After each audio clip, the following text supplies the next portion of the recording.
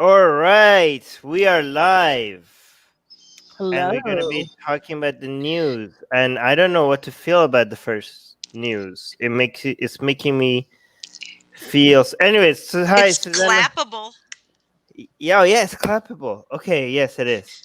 So, guys, everybody, like, oh, there's a lot of people in the live chat already on Facebook, on YouTube. All right, so let's just, guys, make sure if you're not speaking, you have your microphone muted. I'm hmm gonna do the same thing. So let me just do the clap and we can get started. First news. Okay, first news. Bisexual pastor turned stripper blesses the world with her OnlyFans. A bisexual pastor and mother of three has traded the pulpit for the pole to become an erotic dancer on OnlyFans. And for her, it feels every bit as holy. Nicole Mitchell, 36, grew up in a strict Baptist family with strong stereotypical gender roles.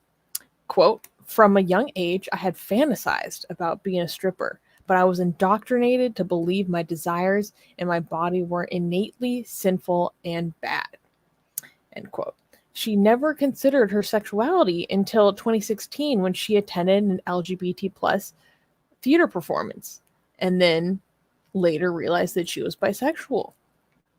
After seeing her life coach's wife posing in lingerie on Instagram, this eventually led Mitchell to opening up her very own OnlyFans account, where she celebrates her sexuality as sacred. And she's also a life coach herself now. Okay, this is the first time in my life that I'm questioning my anti-theism. Is that weird? Like one is that like I don't know, maybe we were maybe a little bit too extreme against religion. Are we still saying all religion is bad or are we changing that? Are we Well, hmm. it's not a, I don't think it's about her sexuality being literally sacred. It's just kind of like acknowledging it as beautiful, celebrating it. You know what I mean? Hmm. Like I don't know. when you Oh, maybe she's actually a pagan now, and that's why she's saying it's sacred. I mean, because I don't know. I'm just throwing it out there, but that's some Christian love, eh? Like her photos and stuff. Mhm. Would we be again? Okay, but this is what you guys saying. This is not really a religion. I mean, she's a pastor. She's calling this whole sexuality. She's not a pastor anymore. Oh, She but she's saying she left the pulpit. okay, but sacred. What does it mean? Sacred sexuality. How much I is her OnlyFans account? How much do you have to pay? I didn't find it. Oh, It's um yeah, when she was talking about learning to express herself sexually, she said, I cried because I had never felt more holy and more sacred in my life. I've never felt more sexy and liberated than I did then. So to me, I think her using that terminology is more about like, and I understand this, when you come from a certain framework, like that's the language you have to talk about stuff like that. Like that's the language that she's always been raised with about how to talk about what she finds beautiful, what she finds liberating. To her, that is sacred. To her, that is holy. This is not an active part of some sort of religious practice. Well, I wanted to say that sacred sexuality is part of some religious practices, Certainly. especially like some of this neo-paganism that tends to be associated with some, not all, feminist thought has a lot to do with some sacred sexuality, women's sexuality, goddess worship, all of this stuff. They talk about it. They have books about it. So I don't know if that's what she means, but that does exist. And maybe she's discovering like a whole new way of looking at spirituality, so to speak, now that she's found her body not to be sinful or dirty, but something that is in some religious practices celebrated. So it could be both of those things. It could just be a metaphor for, self-esteem and feeling good about herself. But there are religious practices that talk about sacred sexuality, that they talk about the body and its sacredness, and also sacred sex. So, I mean, it could be all So of those things. I have a video of her. Should I play it? And also, I wonder, like, why this article talks about her OnlyFans account, and there's no link to her OnlyFans account in this article. Like, what, they did her dirty, right? Like, seriously, why Yeah. is that not there? So, like, I thought this is going to be a huge promotion of her OnlyFans account, It's and probably their lawyers won't let her Yeah. promote it, maybe, no, because they then could. it's a commercial for her. kind No, of. that's allowed. That's allowed. But Oli, let me actually play. This is her before she leaving. She's still a pulpit. She's here, a pastor still. So let's see how she did as a pastor. Okay. And what's more beautiful, you guys, than that is the gospel message. And that is when God made us insiders. God made us complete insiders, not partial insiders like these women were in NASA. God made us complete insiders. What the hell? These women were a group of outsiders. And today we're going to take a look at another group of outsiders found in Scripture that are easily overlooked and often missed. And those are the eunuchs. Oh, What did I don't know what I that's a just. turn. Yeah. No, what NASA? Okay. Insider Unix. Okay. That I'm glad that she was a horrible pastor. So I'm glad that she's not a pastor anymore. This is her Instagram. I mean, that was completely out of context, to be fair. Okay. That's okay. So there's a link to her Instagram if you guys want to check that. Oh, in the article, yes. Wait, Yes, what's the at? Go the back at. up to the top. This is that. Okay. Wait. So she has. That's her. Yeah, I know that's her. Here, look. The picture that we. Yeah. Oh, let me Where give is her a that? follow. Okay, done. Oh yeah. Hold on. Atheist Republic should follow her. There we go. Atheist. Wait, we have more followers than her. How'd that happen? We have 117,000 followers, and she has 84,000 followers. Wow. We're doing better than a bisexual former pastor. We should have Atheist Republic should have an OnlyFans account. I wanted to make okay, guys. Tell Susanna if this is a good idea. I wanted to make an OnlyFans account for Atheist Republic, and put like nude versions of sexy goddesses there. And Susanna is like, no, that's not good. We shouldn't do that. And I'm like, what? Why not? And she's like, I'm not okay with that. So, guys, can you tell Susanna, like, imagine if we had Callie, like, sexy Hindu goddess Callie, but we had her, like, the adult version of it, like, like 18 plus, and Atheist Republic. What? I mean, this was a larger discussion or argument we had. I didn't get into this activism to make goddess hentai. That's not my. It's not gonna be okay, guys. Don't hit the microphone. Well, I was gonna say that also. Atheists already have enough issues with people thinking that they're perverts and dirty, and not that this is. I'm just saying this would just, to me, make they don't really care about. That's why I'm doing the it, because issues. They care about making money off of naked pictures. no, that's part of my activism is to normalize positive sex, being positive about sex. Instead of shying away, like, oh, you guys are pervert. Instead of not doing it because they're saying that's pervert, and we're like, hey, you have to double down and say, like, there's nothing wrong with enjoying this kind of stuff, right? So I don't think we should back down because we're afraid of what other people would portray us as. Instead, we should we're normalizing things that are considered taboo, and if this is considered taboo, we should normalize that as well. Plus, I don't know if all atheists feel comfortable with it, though. So maybe we don't represent. Atheist Republic doesn't represent all atheists. All the atheists in our group is what I'm trying to say. But I guess this is a different discussion than sexy pastor. Ex-pastor, I mean.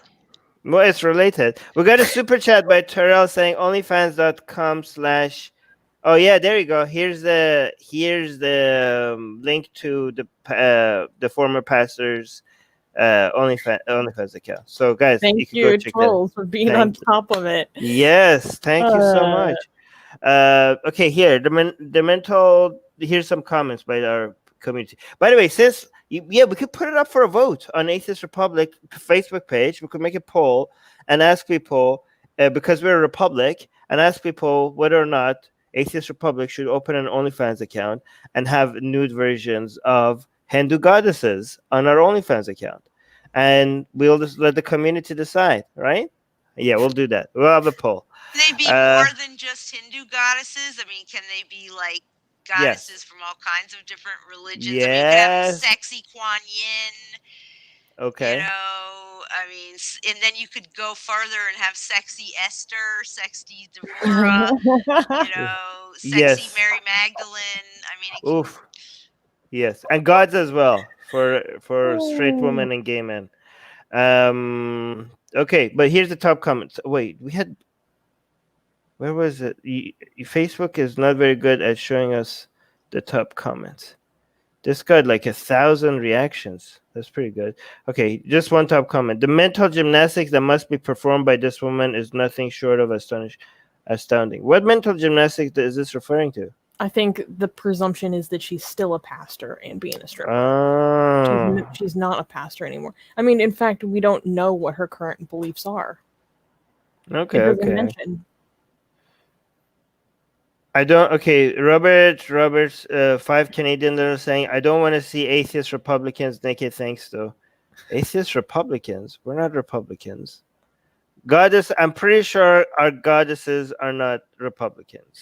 he meant the members are called Republicans. They're members of the Republic. So, you know, No. like Ohioans are from Ohio, Californians are We're from California. We're talking about Sexy Kelly, okay? We're talking about the arts that we're doing. Do people not know about our art project? You guys, everybody in the live chat knows about Atheist Republic's Goddess art project, right? Is that not common knowledge? I assume everybody knows.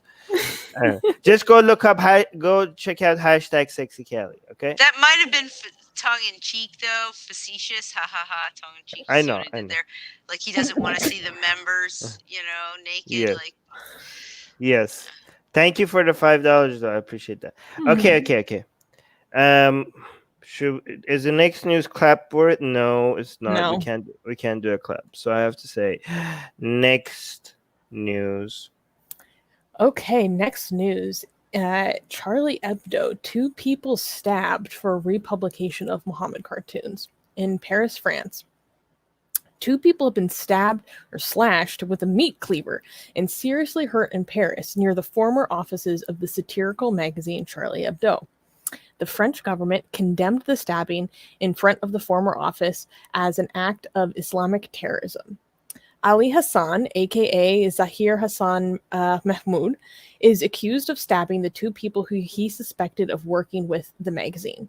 Back in Pakistan, the attacker's father appealed to the government of Imran Khan and other Islamic countries to help him bring his son home. Quote, I want to appeal to the Pakistani government to bring my son home. He has served the case of Islam and we are a Muslim country, he told a Pakistani channel. Yeah, so... And this happened very close to Blasphemy Day, right? Yes, this happened I think a day or 2 before we did last week's news, which was too soon for me to put it in last week's episode. But yeah, it's really unfortunate. So he stabbed 2 people at the former offices of Charlie Hebdo. These are people who don't even work for the company. The company isn't even based there anymore. But he just went to their former office because he assumed that that's where they were. And then he stabbed 2 completely innocent people because he assumed that they were working for Hebdo. And yeah. So this was a lone wolf kind of situation? Mm-hmm. Yeah, and I heard that his father, in addition to asking for extradition, you know, getting him back to Pakistan, had also expressed some like pride in his son's actions and, wow. You know, how he, you know, he like you said, he served the cause of Islam, but his father, had said something about he was very proud of his son and things like that. So it's I really mean, sad. so the father, even like, even you, I mean, this is kind of weird, even from an Islamic standard, because even if you think oh yeah, good job keeping defending the honor of Muhammad. I mean, wouldn't they think like you stabbed the wrong people, like son, like you're morons, like son, like, I mean, would they not even think like, would they not consider the fact that they just stabbed some innocent people that had nothing to do with it in their minds, because not guilty, because technically nobody's guilty for trying Muhammad, but like, would they not think like, okay, I mean, these are not just, I mean, let's be fair to Muslims and other religious people. Most religious people are not this dumb. Not even most Muslims are this dumb. Like, this is like really, even most violent members of that, community, even the radical ones, that want to harm people for drawing Muhammad are not this dumb. It could be though that, okay, so we got the wrong people, but they're, they're kuffar, they're French, they're, Westerners. It could also be a way of justifying the mistake and saying, well, it doesn't matter anyways because, they're kuffar, so who cares? I struck a blow for Islam regardless of whether it was the Hebdo people or not, or you know what I mean? Like, it almost sounds like that's sort of a face, it could even be a face saving thing, or because people do blow up random people all the time. Right, and Allah cares about the intentions, I guess, more than the result. So maybe that's another thing. Yeah, in an interview with the online channel Naya Pakistan, the father, whose name is withheld, said his son had, quote, done a great job and was very happy with the attack. What the hell? Yeah. He said that he says that he was a good son who prayed regularly and did pilgrimages twice a year. Apparently, the attacker left Pakistan for France 2 years ago. So he's been in France for about 2 years. Of his 5 sons, 3 are abroad, 2 are in France, and 1 in Italy. My heart has the son of a lion, he told his interviewer. So yeah, Well, he's taking up the cause. He's defending their prophet. I mean, during a lot of the recent mass anti-Shia protests that have been going on in Pakistan, I was watching some of the interviews, and there are people who talk about, they're like, yeah, I'm going to go to France and I'm going to do this. Like, openly. Right. By the way, let's also be honest with everybody about all of this. As much as we criticize every religion, there's no religion that is responsible for more crap like this than Islam. There's no religion that is more responsible for more crap like this than Islam. And not like other religions do not even come any close. Like, the second runner up is like is lower in the threat that they cause by a huge margin, right? And I'm not talking, and I know if anybody is like trying to remember the latest Terry, and we're not going to say the real one because YouTube doesn't like it, attacks in Western countries, and like, whoa, like is because they have like, they're looking at it everything from a Western perspective. They don't understand that this stuff is continuing to happen in Syria, in Lebanon, in Yemen, in Afghanistan. Oh my God, in Afghanistan, it's continuing to happen. Like, this stuff is still happening, and even though even there are less than before, they're still happening a lot, and Islam is responsible for the vast majority of it. Globally, Islam is responsible for this kind of stuff by a huge margin compared to not just compared to other religious form of Other ideologies, period. Go right? Look up the statistics. I have gone and done the research because that's a big claim to make. Yeah. Go look up the data of global terror activities. Mm. Okay. Even Western far right terror activities do not even come close. Yeah, if you look at it from a global perspective, Yes, it will be that's what I'm different. talking about. There are global databases. They're not hard to Right. find. And you know what? Also, with regard to the Terrys, a lot of them have actually learned some techniques in this because it's so pervasive, has been so pervasive and so widespread that people have sort of taken some of their ideas and how they've been able to do some of these things. And now we see some other non-religious or other religious groups using some of the same methodology. The random stabbings, the drive-intos, those sort of things, which we didn't necessarily had seen before with other political or religious Terrys. And then the other thing I was going to make a comment about is part of the reason I had, suspect that some of this has abated has been the virus to a degree, that people are literally stuck inside, can't travel, can't cross borders. So, this is one of the first, starting to see maybe, things are back to normal, unfortunately, or getting there more so. I don't know. What do you mean? Like by more increased incidences of stuff happening domestically? I'm saying this might be like a, sort of a sign, and I'm being, dark humor here. Like, they're, now that they're starting to, stab people, you have to get close to people to do that. Maybe that's meaning the virus is, we're getting back to normal, guys, It was a dark humor thing, but the truth is there has been a reduction in some of the Western attacks, and some of it may very well have been just because people can't leave. No, the reduction has been going down before this whole beer bug thing happened. The beer bug thing, but I think that maybe that also may have something. By the way, we're not mentioning the name of the virus because YouTube doesn't like that as well, so we're calling it the beer bug. But anyways, I saw a comment and I didn't. Yeah. Oh, you muted yourself, Rivka. No, here.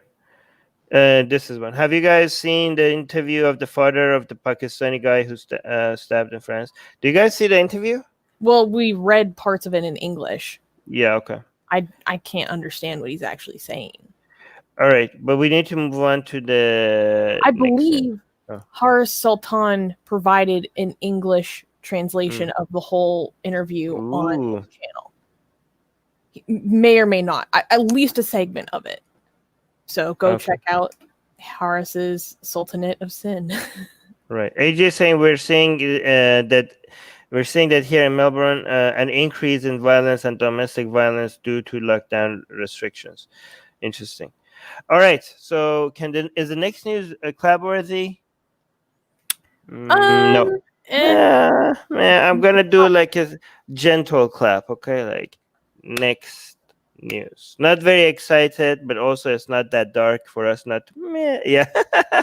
It's not good news, but it's not good news. But dying. It's not tragic. Again, it is kind of tragic. But anyways, next news.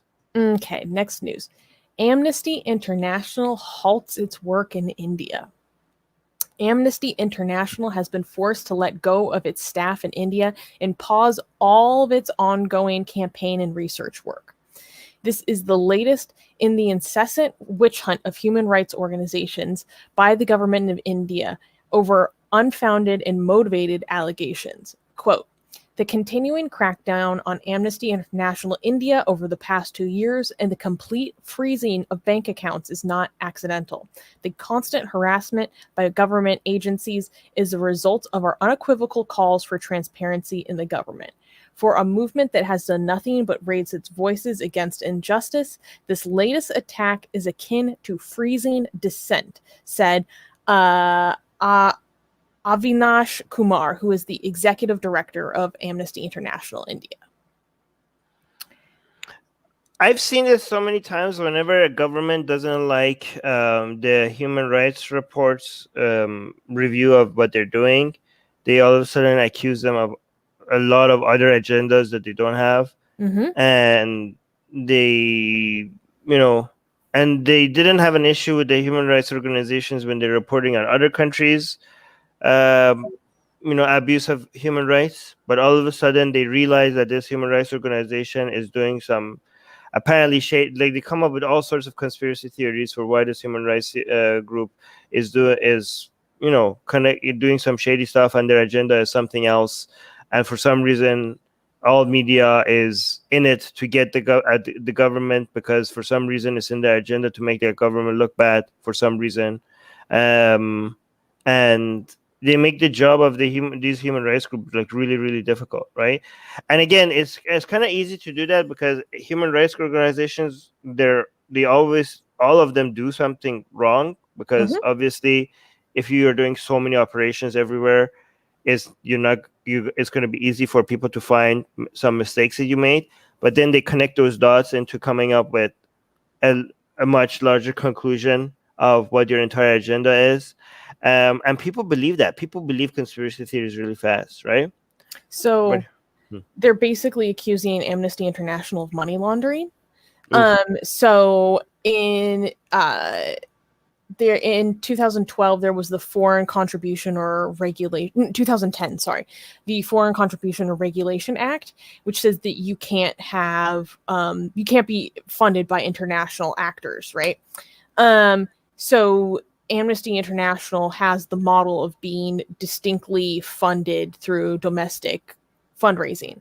And according to them, more than 4 million Indians have supported Amnesty International India's work in the past 8 years.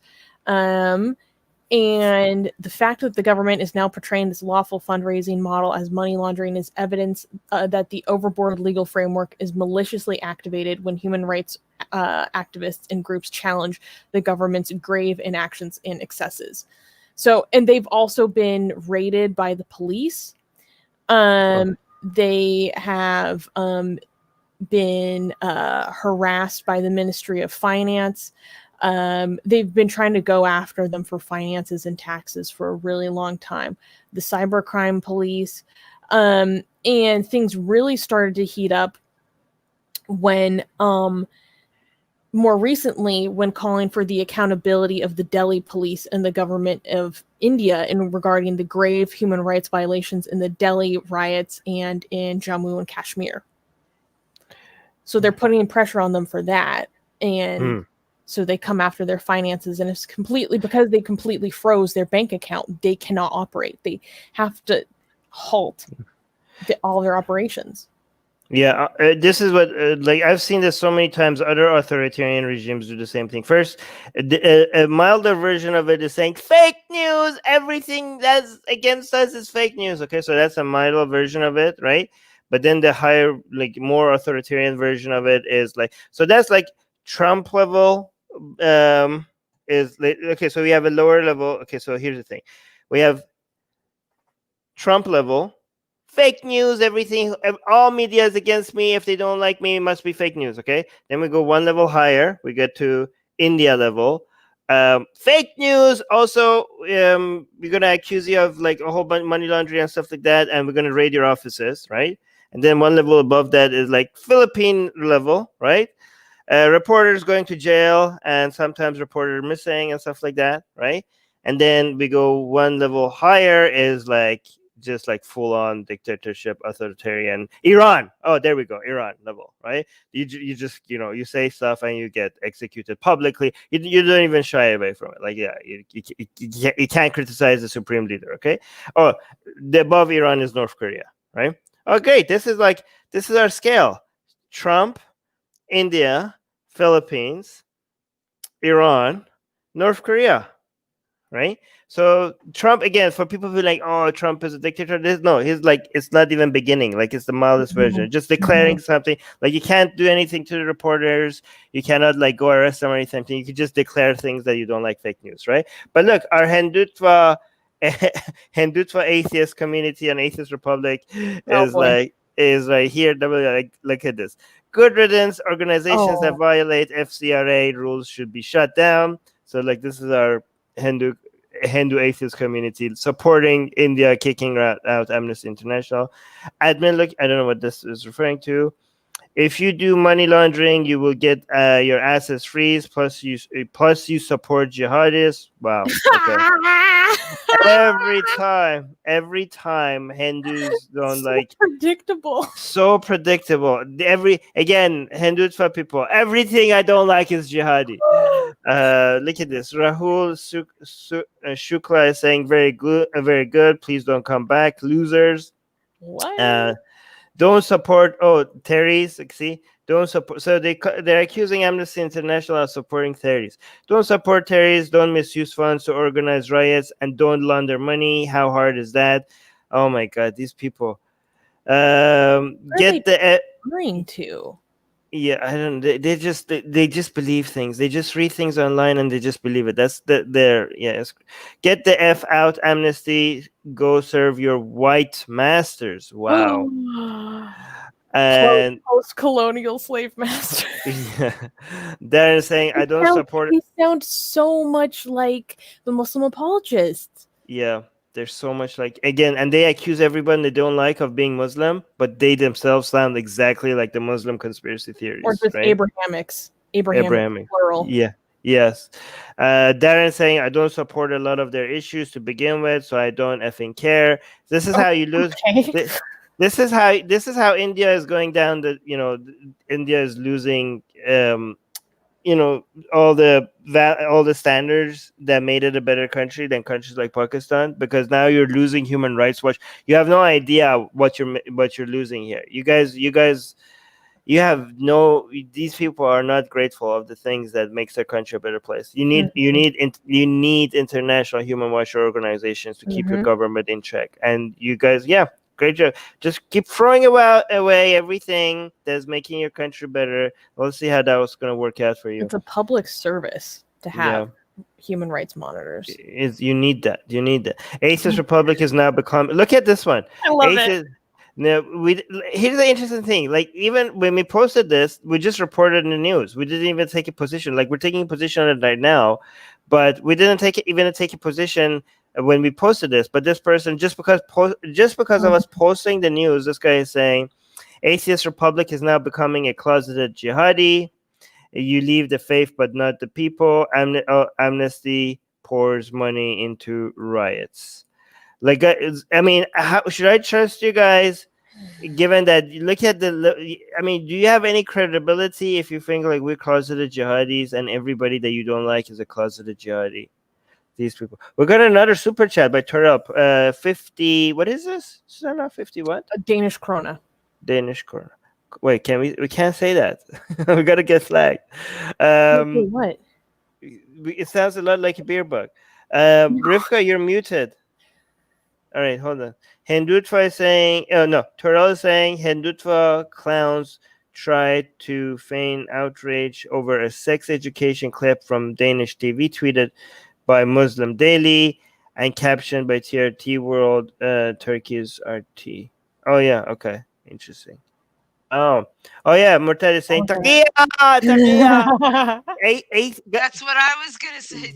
Yeah, guys, Atheist Republic has been a Muslim front. This has all been, we've been doing this for the past 15 years just because we are anti-Hindutva, right? And this all has been a secret plan. We've been doing Taqiya for all this time just so that it's very interesting how. In every country, when they want to accuse this human rights groups as being against their country, they make it seem like that was the entire point of this human rights group, right? For some reason, all the other things that they were pointing out, if you look at it in the Philippines, they think Amnesty International for some reason has in it against the government of Philippines, right? Not when they were talking about Saudi Arabia, but all of a sudden now that they're talking about Philippines, their agenda is just to be anti-Philippine government. But now that was the whole point of their organization. But now they go to India and they're speaking about India's violation of human rights. Apparently, no, India is no, everybody, the whole world is against us. And the media, these other media that they have no idea, and they, every time I ask them, when they say foreign media and foreign human rights group when they say like, oh yeah, they're anti our government, I'm like, ask them, okay, but why? Why would they be? What would be in their interest? Like, why would they want to be anti your government if anything other than human? They never give me an answer. They never give me an answer. I have yet to get an answer. Like, what interest does it serve to them to be against your government? Do you know what I mean? Like, why would they be? Why would that be their agenda? I've never gotten a good reason for any of them Well, in any country. I also just want to say, like, because in the stack of the lineup you had, like, there are a lot of Indian journalists who do face harassment by the state and Right. are arrested and imprisoned by the state. There are we posted to our page, we talk about it. The only reason why it hasn't made it to the show is because those stories haven't gotten enough engagement yet. But like, I read these articles about Indian journalists being harassed and oppressed by the government as well. But there are other factors in that lineup as well. Right. Anyways, is the next news clapworthy? Yes. Oh, okay, great. We can do the clap. Okay. Wait, hold on. Yes. Next news. Okay. The United Arab Emirates announces equal pay for women and men in the private sector. In the UAE, the president, His Highness Sheikh Khalifa bin Zayed Al Nahyan, recently issued Federal Law Number 6 of 2020, where the first article states that women and men must have the same salaries if they hold the same position or if they are doing the same type of work. Aimed at empowering women, the policy is expected to encourage more female talents to join the private sector. Besides being at the forefront of promoting women's empowerment in the region, the UAE has been ranked the first in the world when it comes to women's representation in parliament. Okay, is this an equal opportunity kind of situation or an equal outcome kind of situation? Well, notice it's only in the he's only saying private sector, even though they have a lot of women in parliament. It doesn't say that they're making them equal in government jobs or in civil service. Wow, Rivka always noticing the details. Mhm. That's great. That's really good. Okay. But okay, so this is like equal pay for equal time and equal work, right? They're not gonna try to go woke. Is this like them going woke and saying no, the outcome has to be equal regardless of the work? No, they're not doing that, right? So that's like they're doing the proper equality, not the fake equality. Right? Equality of opportunity, yes. Equality of opportunity, right? Equality of opportunity should be something that everybody fights for. That's a good thing. But the woke version of it, which is like, Equality of outcome. equality of outcome, regardless of what we do, that is like, that should not be something. So, UAE is actually doing, okay, so criticizing them for not maybe doing it only for the private sector, but not for the government. Okay. But maybe, so what do you guys think? Is this a good thing or a bad thing? I mean, it's a good thing. It's a terrible thing. I think it's good, especially, just for them to be making statements like that publicly to people saying, look, women who do the same work, have the same, education or experience, whatever, they need to be paid commensurate with men. You can't be paying them less simply because they're a woman. And we're demanding that. And so I think that often, especially in countries where you do have kind of a government that can mandate social change like that, eventually sometimes when people just start getting used to it, it just becomes the norm and it can happen faster. And there have been a lot of changes going on in UAE right now, some really positive ones in all kinds of directions. So I'm happy for them that they're, trying at least. Now, does that mean that everything's perfect and it's going to be perfect tomorrow? And, no. But at least, things are, moving that direction. Now, again, it doesn't say anything about women in government. Now, I don't know. Unfortunately, I didn't have a chance to research this enough. I don't know if they already do pay women, have parity in government or not. It doesn't say. This specifically says private sector. So he's telling, private businesses, look, this is the law. and you're just going to have to comply whether you like it or not. This is, we don't have gender discrimination in pay in this country, and I think that that's positive in a lot of ways. Okay. So we can, so we can celebrate this safely, just because it's like, we have to acknowledge the progress that is being made, even if it's late. It's a little bit late, but it's again better late than never, right? So Of course. yes, I'm still waiting for them to repeal apostasy laws, but I will celebrate this one. Yeah, we can celebrate this one. Okay, should we go to the next news? Sure. Is the next news clappable? No. Oof. Oh no. Oh. Terrible. Okay. Next news. Okay. Another brutal gang rape in India, and the victim dies. Hashtag justice for Manisha. In the Hathras district of Uttar Pradesh, India, a 19-year-old Dalit woman from a village in Uttar Pradesh's Hathras district died nearly 2 weeks after she was gang raped and brutalized by 4 men. The teenager suffered grievous injuries, including multiple flat fractures on the spine. Her tongue was also slashed. While the woman belonged to the Dalit caste, the 4 suspects are from an upper caste. All 4 have been arrested and booked for attempt to murder and gang rape. Uttar Pradesh is ranked the worst state for women's security, while rape is most rampant in the state of Madhya Pradesh, according to the National Crimes Bureau Records Bureau data from 2018 that was released in January of this year. So this story has been rocking India for the past, I think, week and a half. The village where this happened is now basically under a police state, based on some of the footage I was watching. There has been scandal over how the body of this victim was handled. There's so much going on with just this case. I almost don't even know where to begin. Her body was cremated at 2 a.m. in the morning, 2:30 in the morning, without permission from her family. People are alleging that this is an attempt to destroy evidence. There have been people saying that it wasn't a rape.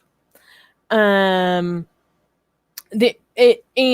now the intensity of intercaste violence, particularly in that region, is reaching a fever pitch.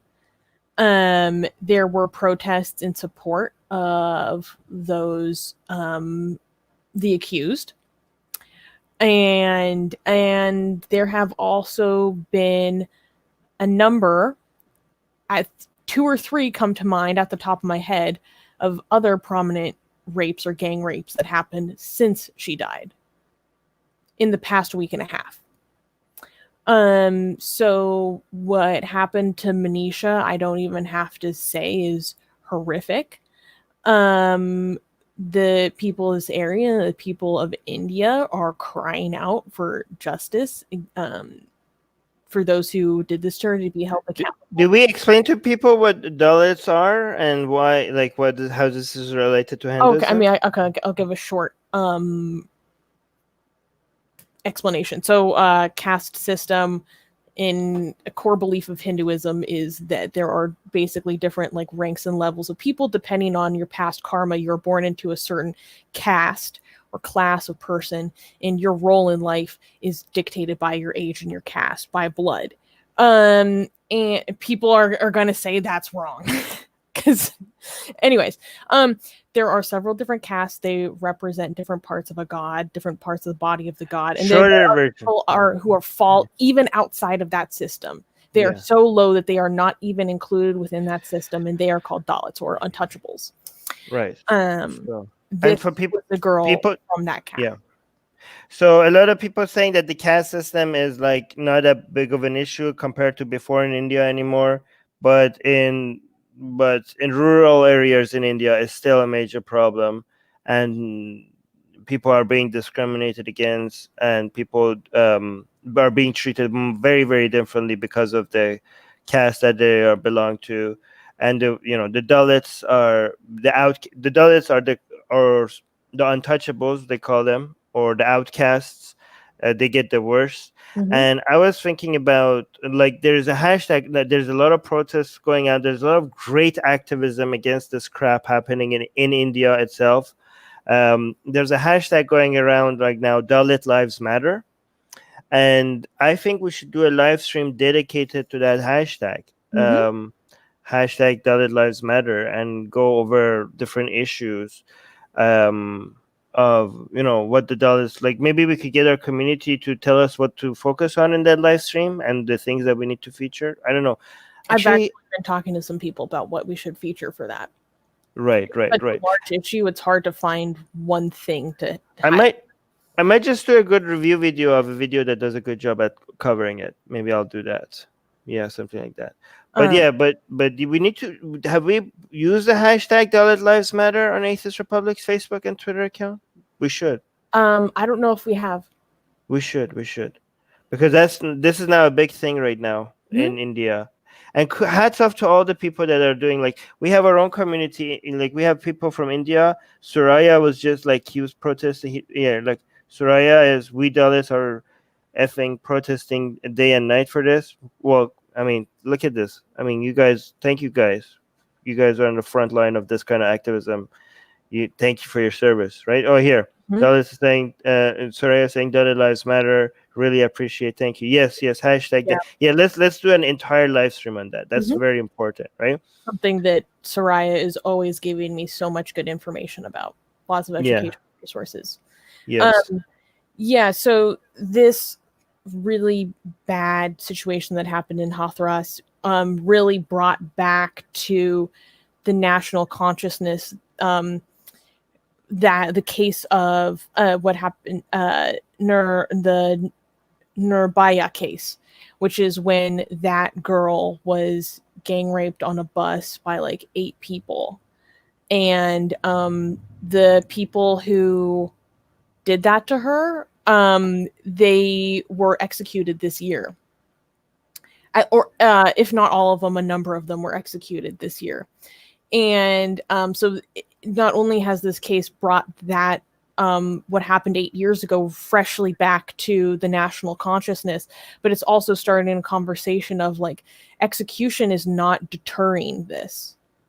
Like, execution will not deter this type of crime. Right. And so there needs to be better measures to protect women, and there needs to be better measures to hold the police in the state and those accused accountable for their behavior. Because of the casteism issue in this situation, there has been a lot of tampering with this case already. Right. Wait, Rivka, do you want to say something before I review some of the comments? Oh, I was just going to say that, I mean, this just seems like an ongoing systemic, metastasized cancer that is happening in India, because literally just a few days after this happened, then these 2 young girls were raped in 2 different areas of England, literally just days after the country is reeling from this horrific gang rape of this other young woman, and everyone's out on the streets, and it's just happening. And honestly, like, that, I use those words on purpose. I feel like it on some level, and of course it's not every Indian person, and it's not, but it seems like it's systemic throughout a lot of places in the country, and it's like metastasized in a way that it's everywhere. It's almost this like growing sort of tumor that people can't seem to get under control no matter what they try. And I just feel like you hear all the time when this happens, people say, oh, it's terrible, that's sad, but girls shouldn't go outside by themselves. Or, in the case of the Delhi bus. Well, why was she on the bus anyways? And she was with her boyfriend, and that's not right. And to me, or they're just asking for it by their clothes, it kind of mimics some of the comments that were being thrown around in denigrating Armin or our families or other women with regard to the sexy Callie thing, so angry about her sexuality, but yet so willing to use sexual violence in threats and imagery. It's a very, very interesting and sad situation. That's All my right, thoughts on so it. Katie is saying the police cremated the body at midnight without the family's presence, despite the family begging them to let them see the girl's face one last time. Yeah, that was how the backlash that's a major part of the news that happened a few days after. But go on. And Susanna. what about bringing the up the- forensic evidence? I mean, did they Mhm. Yeah. cremate the body without doing an Right. autopsy, without That- finding all the forensic evidence? I mean, that right there, it just seems so. Mhm. Do they just want it to go away, and they think if they get rid of the body, then it will just go away? Or do they think that, they're protecting some of these young men, or what? I mean, I can't figure it out, because you also hear so many conflicting reports when you read it Yeah. sometimes too. Read things about it. Katie brings up an important point. They took away the body from the family to the point that there were people protesting and throwing themselves in front of the cop cars trying to get them to stop the car. And this is part of why the village, based on the footage I've been watching, is basically they've blocked off all areas to this family's house. The village is basically under martial law. I've so many khaki police. And then they said that the police said that they wanted to perform the last rites according to their Hindu traditions, and then the cops insisted that they carry out the cremation immediately, because in our tradition we don't keep the body for long. So basically it turned into an interreligious discrimination as well, saying, well, we're practicing it the Hindu way, we're not going to let you do it because we don't keep the body for that long. And Soraya saying that was not even the cremation. They detained the family and logically they disposed of the body, not cremated. I'm not entirely sure what you mean by it. As in a cremation is a ceremony and they just destroyed the body. Right. And cremated by the cremation was a destruction of the evidence, maybe? Is that right? Yeah, I think that's what he means. Katie's also saying there are known cases where police ask the victims not to file a report so as not to destroy young men's lives because it was just sex. Yeah, that happens in America as well. But don't do that all America thing. I'm not trying to Let me read America. Yeah, let me I just want to make a comment Go though. ahead. This whole religious thing, we have to, do this right away because of our religion. I mean, I know that in Judaism and in Islam, you're supposed to bury within, 24 hours, but they make exceptions for, different things, particularly if it's a crime and they need to keep the body for evidence. So it just seems that they almost don't even care, or that they have no sense of the rules of law, the chain of evidence, how you conduct an investigation. It's almost as if they just want everybody to shut up and focus on something else, so they'll burn the body and then everyone can get upset about that and they won't actually be talking about the crime itself. We got a super chat. Thank you for the super chat, trolls. He's saying during the Delhi bus case, the victim was beaten with metal pipes, which reminded me of the verse in the Vedas about beating women with sticks. I think what Rivka had to say about the themes of sexual violence was really interesting. I didn't even think about it that way. You're right. I have never been threatened with sexual violence at the level ever, let alone the level with which I've been threatened with sexual violence over the past month because of Sexy Collie. Yeah, again, people don't know what we mean by sexuality. Just say from the Hindu controversy that we got ourselves into. Okay, thank you so much for the super chat, Terrell. But I do want to quickly, guys. I'm gonna read this, no commentary on these again, because we need to move on. Jackie saying, I mean, I have commentary because you guys already talked enough. Jackie saying, if that's not enough, it's not. Wait, if that's not enough, the extent of the atrocity went beyond what's already unthinkable. Okay, this is just the way it's written. Okay, the families deprived of of a respectable farewell to their little girl. So this is referring to the forced cremation that they had to deal with. Okay, so this one I want to highlight because this is kind of BS. Patrick saying, I'm generally opposed to the death penalty, but okay, every time you see that, then don't say you're against the death penalty. Whenever you say I'm against the death penalty, but then shut the hell up. You're not against the death penalty, okay? But in cases like this, it's hard for me not to advocate for a public execution of the perpetrators. Okay, Jesus. But Patrick, no, go f yourself with your stupid solutions. That is not going to solve anything, and that is vile and disgusting. Go look at And the data. yeah, and it's go somewhere else with your uncivilized solutions to real problems. Okay, this is not going to solve anything, and your solutions are disgusting. Hold on, let me see. Okay, here's the last one I wanted to read. Abhay is saying nobody is safe in Uttar Pradesh. Doesn't matter which community you belong to, particularly Dalits. Kuldeep Singer raped a minor there, never arrested for numerous months, and got their whole family members, lawyers killed systematically. Okay, so here's the thing. Uttar Pradesh, I just wanted to highlight this because I want to say, like, Uttar Pradesh is the Hindu version of Aceh. Is that what it's called in Indonesia? Yes.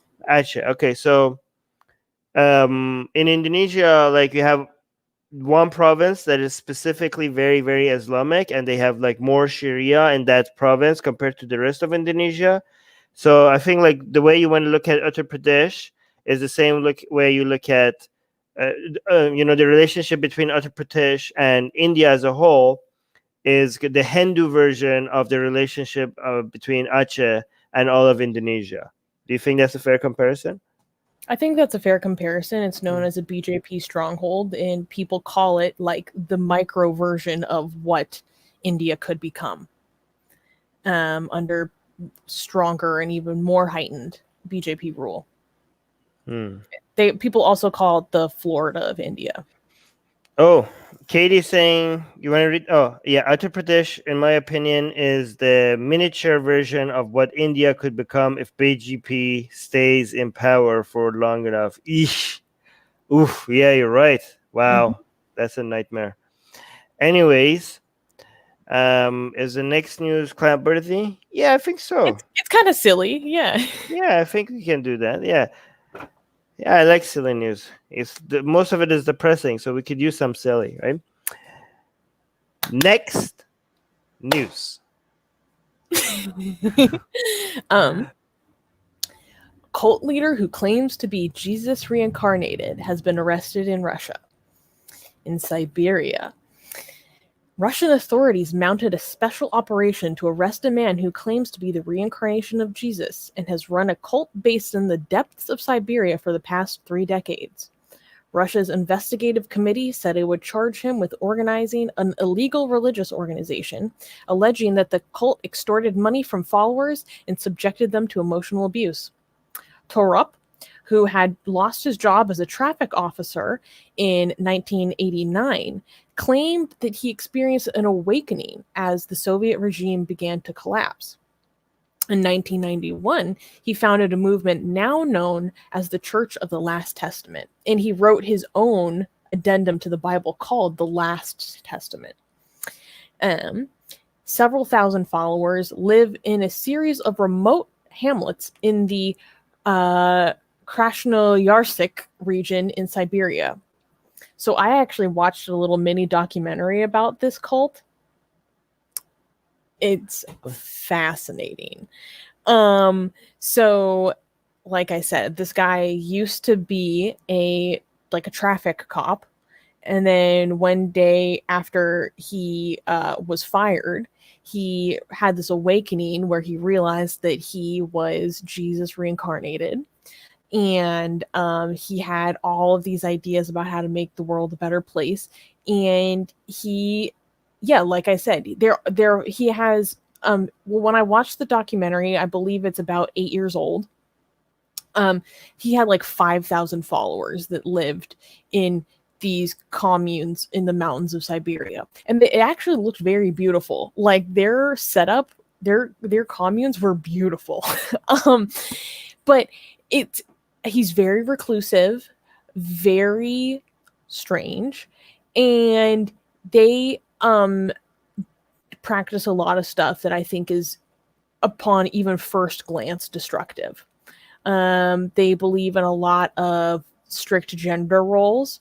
So I was watching it, and one woman was telling the interviewer that when a woman takes on a position of leadership, she is going to get a woman's disease. Because a woman taking on a position of leadership or not following her man creates disharmony, and disharmony will be punished by God. In their little hamlets, in their rooms, in their houses, they have photos of him like high on the wall, so he's looking above everything, like everywhere. They celebrate a high holy day that celebrates when he first had this realization. And they're trying to create a world where negative characters don't exist. What? Yeah, so women and men are trained in masculine and feminine roles very strictly. So to make a man a man, you have to teach him construction, basically. People are valued primarily on what they contribute to the commune. It's supposed to be, a society without capital. But yeah, just on YouTube, look up like Jesus reincarnated Russian cult. It's a little 30-minute documentary by Vice, and there are other ones too. And it's fascinating. Like they're all dressed in white. People do pilgrimages to see him. So why has he been arrested now after all these years? Why now? That's a good question. Oh, they also call him Viserion. That's what I forgot to say. His leader name, his religious name is Viserion. And so they're like Viserionites. Oh shoot, wait, just give me a second. Any idea why he was arrested? On what charges? I mean, is pretending to be Jesus illegal in Russia? Illegal religious organization alleging the cult extorted money from followers. Wait, You know what? wait. What wouldn't that ban every like organizer? Like, wouldn't that be? I mean, what's the standard here? Because if the Catholic Church comes and says like, "Here, give us money," and then you get like go to heaven, or if the Muslims say like, "Do zakat," and you go to heaven, like, wouldn't every religion would then have to come and prove that the money will benefit the people in some way? And if they can't prove it, like, I don't understand what's the standard here. But anyways, Rivka, you go. So I've got a couple things to say. I find it very interesting. He was a traffic cop, but he had like a normal life, and then he had a conversion, very similar to like another famous crazy Russian mystic, Rasputin, who had a normal life, and then he had this conversion, and the whole long beard and the whole cult of followers who are kind of nutty and mystics. I mean, there's a whole bunch of interesting stuff going on there, but I think that this guy, the Tomar, what was his name? I can't remember. Well, his real name is like Torop. Torop, that's it. Tomar, that's like another Eastern European name. But anyways, I feel like this guy was actually prescient in knowing what was going to be um, sort of the cultural zeitgeist as the Soviet Union was collapsing, and the people were going to be looking for something, and a lot of it was going to be this old sort of Orthodox, Catholicism-ish with a Russian spin. And then if you add the whole Rasputin idea and his cultural significance to a degree, and the rise of religion since the Soviets, breakdown of the Soviet Union, and how people are finding like, oh, we weren't allowed to be religious then, and now this is, also a big theme within Russia. Religiosity. I think it's almost as if this guy was sort of like, this is going to be a good business to get into. And I think that he's right. And the whole strict gender roles, I don't see that very different in a lot of ways than, I mean, of course, this isn't all Russian society, but even under the Soviets. So, yes, the women could hold jobs that they might not have held in a lot of other countries, doctors and, nuclear physicists, but they came home and they still did most of the work at home. So within the family and stuff, there often tended to be very strict gender division. Now, again, I'm generalizing, but that seemed to be the sense of it. I feel like he's selling sort of a fantasy of the past that could have been better, post-Soviet, and it's almost as if he kind of had a very he was smart, played the stock market, so to speak, well, because it seems to me that this is exactly sort of what's going on in lots of other places in Russia. It's just not necessarily a cult guy. Right. It's Jesus. So Mortar is saying it's probably a lot harder to control those old religions. New ones are easier to shut down. Yeah, so that's a good point. And yeah, Marco is saying like, yeah, in Russia is not the Catholic Church is the the Orthodox Christian Orthodox. Russian But we're just using it as an example as organized religion. That's what. But yes, Your question, I was doing more research into why this happened now. Mm-hmm. It's not clear why this is happening now. He's been going on for like 3 decades. Right. There was one article that alluded to business disputes with other local businesses. There was an allusion to that. It's as if the activities of this group were perhaps interfering with their businesses in some way. The entire picture of why it happened now is not clear. And it's not clear what will happen to his thousands of followers. But the picture that this paints sounds very dramatic. Like, I want a movie about this. I want a movie about this guy's life. I want a movie about the cult. Because just the documentary footage I've seen is fascinating. But then this arrest is like, this is cinematic. There were helicopters. It was stormed by armed guards. Wow. Yeah, I want to see this visualized. There may not be any reason necessarily for it now, except for it just took this long to plan it and execute it. Because I've often noticed that sometimes in situations like this in dictatorial governments, the person's been on their radar for a long time, and it doesn't have to have any sort of precipitous event. It's just like, okay, now we've got the time and the money and the manpower, whatever we've got it, we can go do it now. Or the evidence. I don't know. Yeah, maybe the evidence as well, or the fabricated evidence. I don't know. Yeah, we're guessing. By the way, guys, this is just us guessing. Yeah, by the way, none of this. We don't know. We don't know if here. We don't know if it's true. I haven't seen the video. Were they typical Russian dachas, the little painted houses? I'm just curious. Kind of, yeah. It was like very, the typical, it was very cute. Yeah. The domed, like a lot of the houses were domed and stuff. It looked like a little cartoony village, and in the mountains, by a lake. It was beautiful. That's what I mean. I think he's selling like an old fairy tale version with the painted. And they're all walking around in white, like braided hair. They're walking around. I want to go and do a document like this, like a YouTube vlog on it or something like that. Oh. Not now. It's probably so cold. It's starting to get so cold up there. Yeah.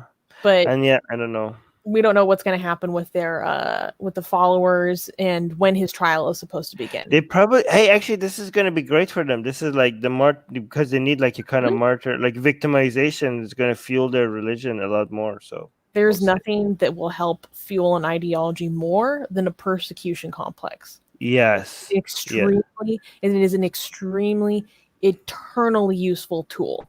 So this is going to probably fuel their religion a little more. This will be in their favor. This is why you don't use these tactics to fight religion, right? Anyways. Well, if he was doing crimes, yeah. Right. No, yeah. Right. That's how you. No, go but after but not- yeah. But if you were only, obvious. If the crimes will make justifies it, but yeah, if it was only because for religion, this is not the way. Like China's method. Jim is saying Armin's travel vlog that already has a name. It's called Ideas Unboxed. There's a channel dedicated to it, but it didn't pick up because I didn't get enough support. You could check out Ideas Unboxed. There's a lot of good stuff on it. More stuff is going to come on the Ideas Unboxed. I go around the world, talk about religion to people. So I have some videos that is going to be released more on that channel. So you guys could go subscribe to Ideas Unboxed. It's pretty good. Yeah, there's still content backed up in the vault. Yes. Slowly, once I get more time, I'm going to release them. Thank you for super chat trolls. He's saying Putin is like Judge Dredd. Quote, I am the law. Right. Yes. Actually, I do get that feeling. Russia is themselves not super good about religious persecution. Like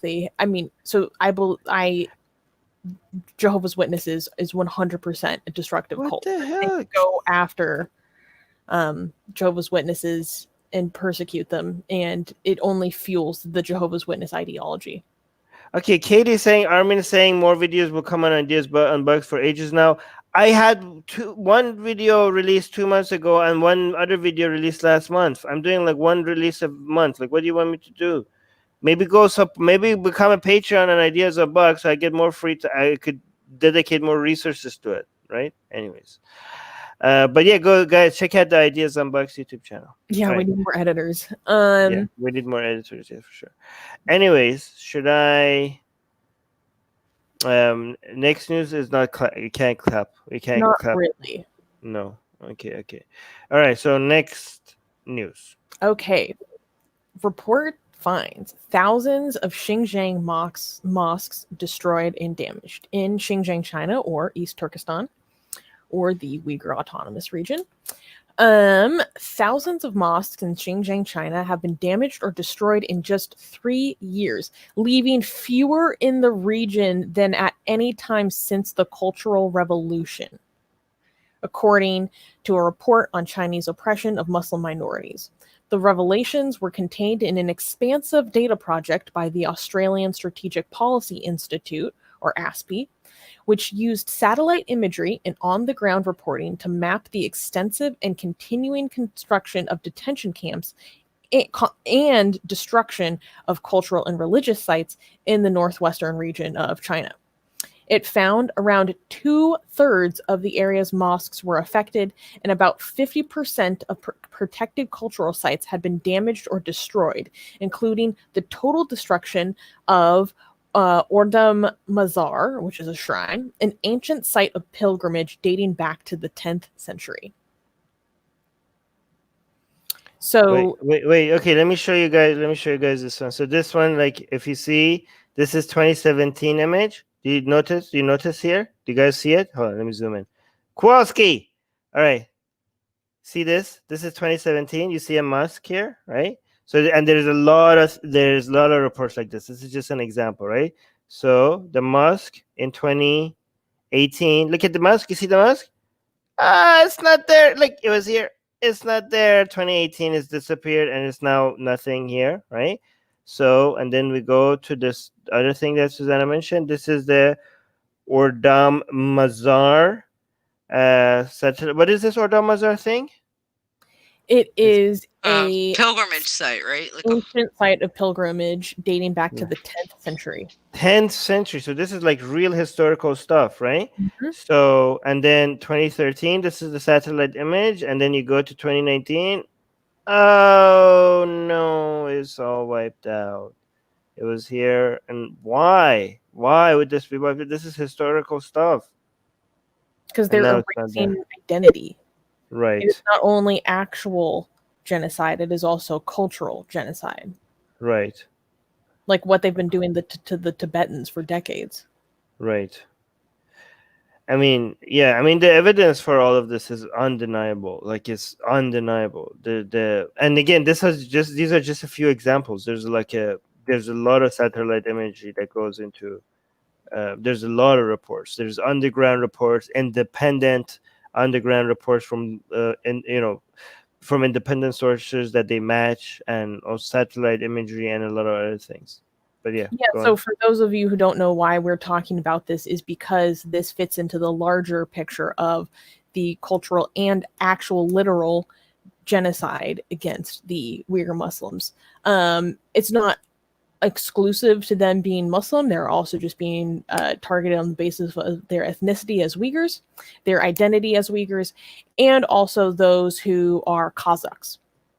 And there's also been demographic engineering to bring more ethnically Han Chinese people into the region, as well as a extremely well documented government effort to sterilize and completely decimate the birth rates of Uyghurs and Cossacks in the region. So this fits into the larger picture of their campaign against these groups of ethnic groups. So AJ is saying Australian reporters had to be given diplomatic immunity to get out of China for reporting things like this. I Wow, read that article. It was crazy. They were coming after this reporter's daughter. wow, that's crazy. Ethan is saying China does not play around. You have to give them credit for that and that magnificent wall built over there way back in the day. Well, Ethan, that's actually a very good analogy because just like that wall failed to protect them against the Mongols, and all the efforts for building the wall ended up not stopping the Mongols from their full destruction, and then by their hordes. All this, you're giving them credit to this, but they're doing the exact opposite of what they're supposed to do when it comes to fighting certain ideologies that they don't like. This is exactly like the Chinese wall. A lot of work that it will eventually fail. Why do you want to give credit to Ethan? Ethan he keeps pretending like he's like on the side of Ethan. Aren't you on the side of human rights and free speech and all of that? Like, you want to give credit to authoritarian regimes for going and violating all those values? Like, come on now, giving credit for what? But go on, Susanna. Do you want? Oh, Rivka, do you want to add anything? Yeah, Rivka.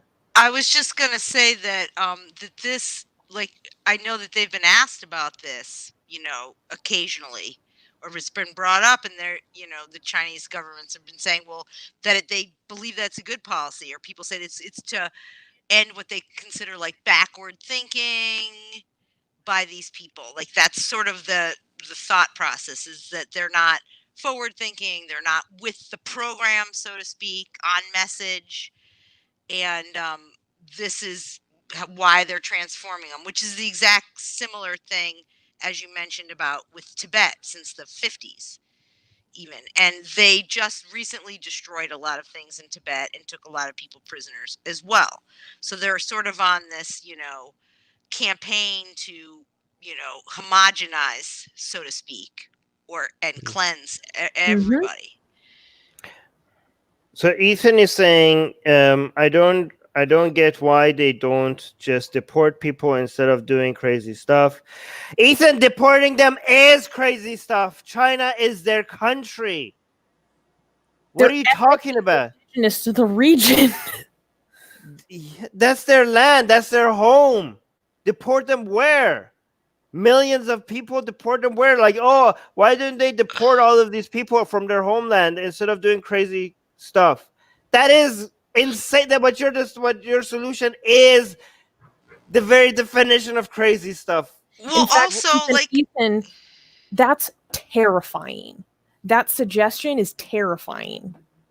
Also, I mean, I just don't understand what is the issue with people living with people who are different or have a different language, or maybe, apparently in China there is a problem because they want a homogenous culture, they want a homogenous thought process, and this is the important thing. It's not just the same language or the same clothes or the same schools. No, it's thinking. And if you notice, that's how they frame it.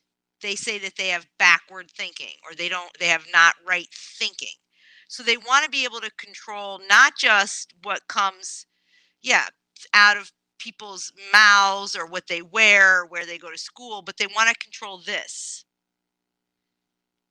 So I wanted to highlight one other thing. So this technology is not only documenting the destruction of these historical sites, but it is also what allowed international bodies to identify the construction of these so-called re-education camps, which I call, well, I don't think YouTube would like the word, but a C camp. And so this is really important technology on multiple fronts. We can watch them try to erase identity on multiple levels, on both hands, trying to take away, destroy the authentic sense of self and reconstruct a false identity, which is an inherent part of thought reform and the psychology of totalism. I recommend everyone pick up this book, because this is the book that is the seminal text on understanding the process of brainwashing, which contains the utter destruction. It's the annihilation of the self. It's the annihilation of an identity. And that happens on multiple levels. And a cultural group that we come from is it's a very important level. In fact, it is through this book that I learned that, where is it? The word brainwashing itself the term comes from Chinese. It was first used by an American journalist, Edward Hunter, as a translation of the colloquialism "shi now," literally meaning wash brain, which he quoted from Chinese informants who described its use following the communist takeover. Even the phrase we use to identify this process comes from this regime. Okay. And this book was written in the 60s. It was documented what happened to people who were prisoners, Korean and American prisoners of war in China. And it has only become more systematic.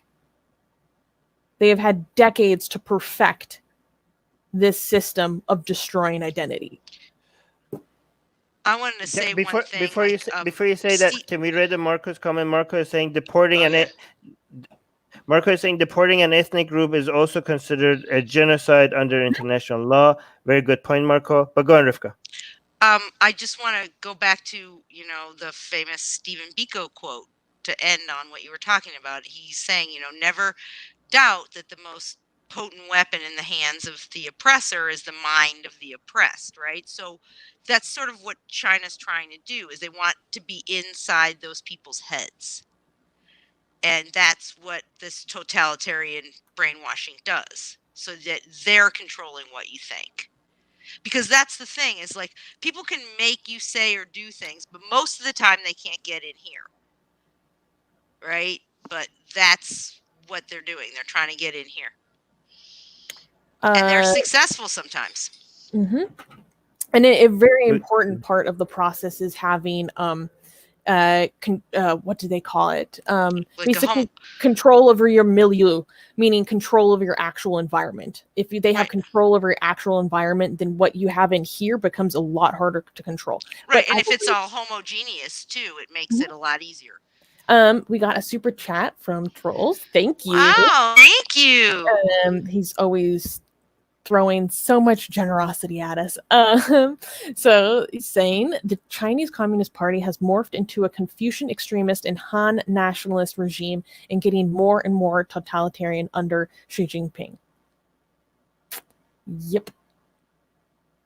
Read this one as well. Creighton is saying, is China's goal an ethnocentric one, as in just because of that, or that they want an army of homogenous robots? I don't know if I can say that on YouTube. A book by a very bad man from World War II. Say it in English. My dream. My troubles. Oh, okay. Struggles. My struggle. Versus my jihad. That's literally the translation. But go ahead. Versus 1984 is my question. Right. Okay, so I don't know, but we don't. Yeah, that's I don't know what to answer. But thank you for the super chat. I do want to, guys. I need to highlight the comments on Facebook, and then we need to move on. Okay. These are the two comments. Two top. Move on to the next news. Okay. So, guys, I'm actually happy a little bit, even though I disagree with these comments slightly. The comments on this whole Xinjiang thing in China is becoming a little bit better on the Atheist Republic community. I think because of the attention that it's getting more, and people are declaring it as horrible, and more people are like, yeah, maybe, like, I'm glad that our Atheist Republic community is like not having the horrific comments, top comments that it used to have. So we made progress on that. That's good. I hope that we had some influence on that shift. The first one I'm going to read is by Vivian. Vivian is saying, philosophically, it's a difficult topic, really.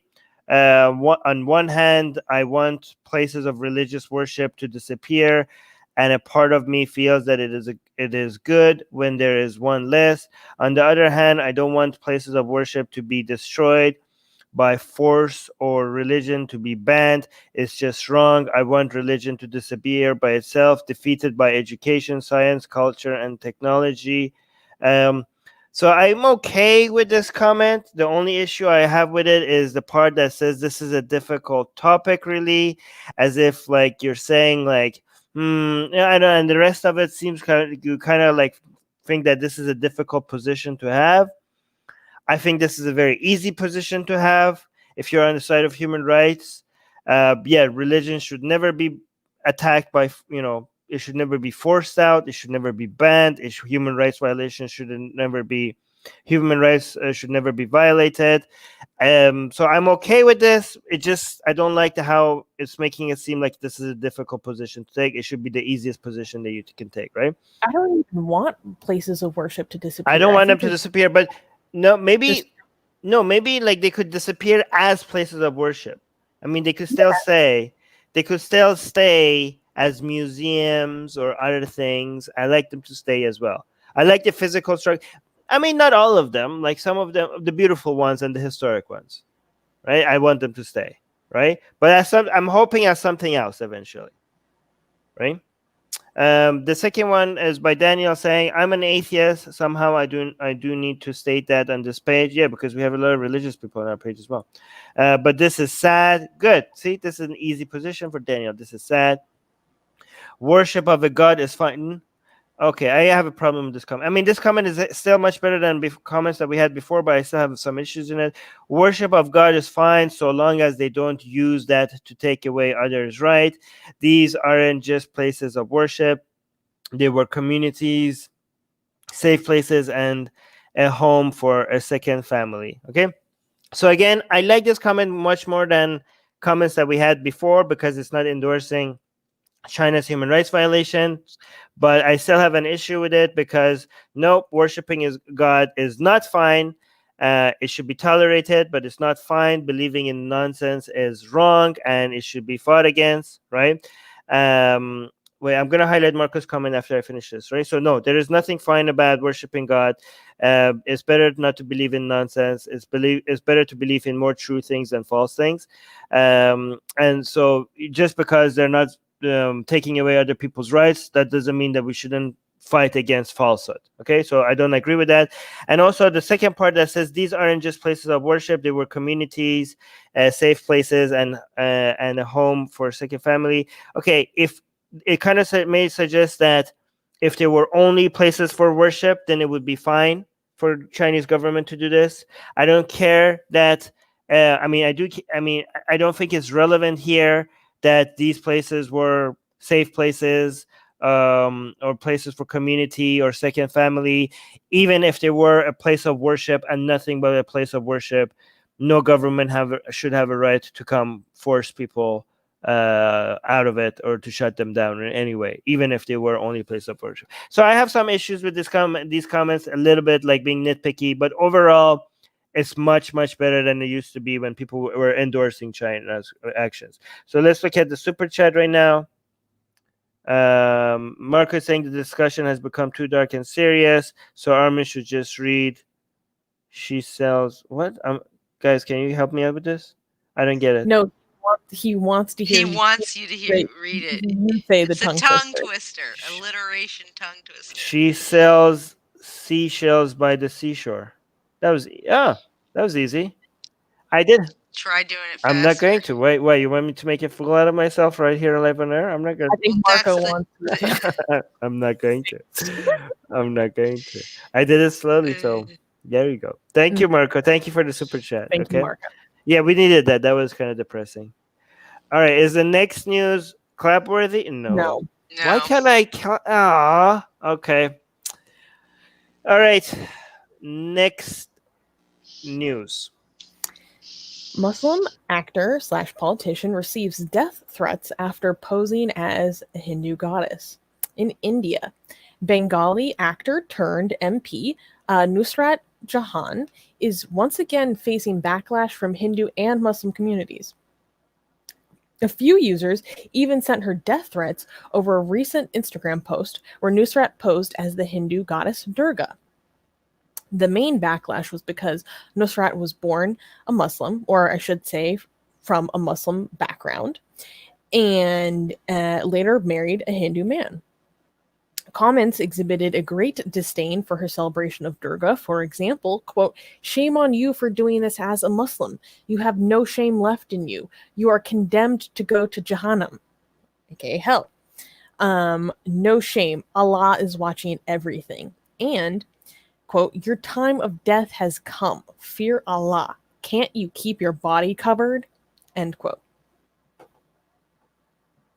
Hey, so this is Durga Ma. This is the goddess that Kali was cloned from, right? Well, so Durga Ma was so mad that she went Super Saiyan and Kali came out of her forehead. Right. Born out of her forehead. Yeah. So this is Kali's mother, kind of.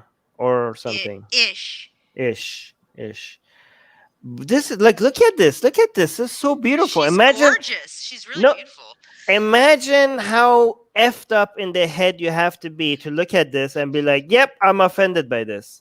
Mm-hmm. Like, if you look at this and you're not like, "Wow, that's gorgeous. I love this." If any ideology makes you like offended by this, then sir, I'm sorry, you're a moron. Your ideology has rotten your brain cells. Mm-hmm. Like, that's what really, this is your brain on religion. This is what religion does to you. Wait, can you scroll down? I think there are more photos. Also, she's an actor. No, go back up.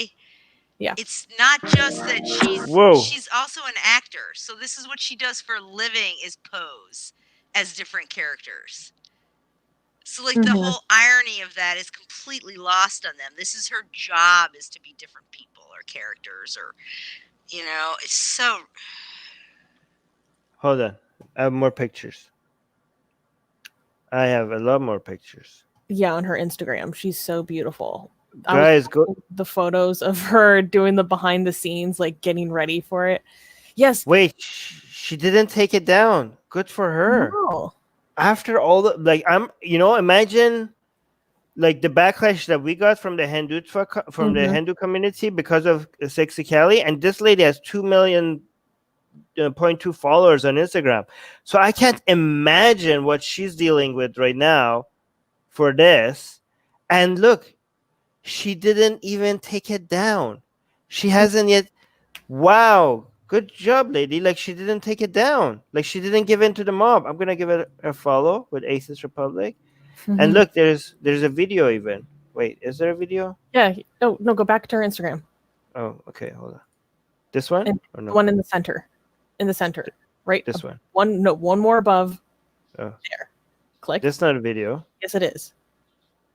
Oh, there we go. Yes, behind the scenes. Like, come on, that's epic. That's amazing. I think there were a lot of people upset that, this is, according to them, pagan stuff, right? Right. You shouldn't be celebrating this, according to them. So what kind of she's acting. Okay. She's doing her job. What kind of a pushback is she getting, though? Um, death threats. Of course. Um, We're not like jihadis. We're not at all like jihadis. Hinduism is a death threats peaceful from religion. Armin. She's getting death threats from Muslims. Oh, Muslims as well? Yeah, mostly. What? Mostly Mostly, from okay. Muslims, because she's from a Muslim background. They're telling her. I mean, I was reading translation. Oh, right. They're telling right. her that she should change her name. Wait, so she's getting a backlash from both sides? Yeah, but primarily from Muslims. They're saying Of you course. should Alright, let's be you fair. should change your name. You should change your surname. You shouldn't even be considered from a Muslim background anymore because of this. Right. And they're saying that she's, showing her body and she's Okay. immodest. I mean, she's barely just her arms. So she's Her not, aura. her Let's head be isn't covered, let's be fair to the Hindu community. As bad as they get with their backlash and the offense junkies that they are, again, we always have to clarify that the Muslim backlash is by far always is the bigger threat, the bigger issue that we have to worry about, right? We keep highlighting Hindu backlash, but again, that every time we highlight it, that doesn't mean that we don't acknowledge that the Islamic backlash is always higher. But and that is specifically why I wanted to highlight this news. Okay. Because this is Islamic backlash against someone from a Muslim background for celebrating Hinduism. So is she getting like backlash from Hindu community at all? Like, are we seeing that at all? A bit. They're angry because I think previously she had done a nude goddess portrayal. Nude? Wait, what? Nude goddess portrayal? I think that was maybe in the past. Where can I find that? But and then the Muslims are mad for her doing pagan stuff and being shameless and not being modest, and but we don't even know what her current beliefs are. We just know what background she comes from. And she's a tall. They think like they own her because of her background. Like, yes. This idea of once a Muslim, always a Muslim, it's not just a Hindu thing. It's also a Muslim thing. Yeah. And I mean, wait a minute. It's mostly a Muslim thing. We have hadith on that. Isn't she married to a Hindu guy though? Mm-hmm. Yeah. Politician guy. She's the politician. I don't know. She's the politician. Yeah, actress and politician. Yeah, that's I have a theory that maybe the reason, again, this is just a theory. It's just might be stupid, but maybe the reason why she's not getting the backlash as much from Hindus, okay, tell me if I'm right or wrong, is because they're noticing the backlash that she's getting from the Muslim community, and they're thinking that, well, if somebody is making Muslims this upset, we should probably consider her to be on her side.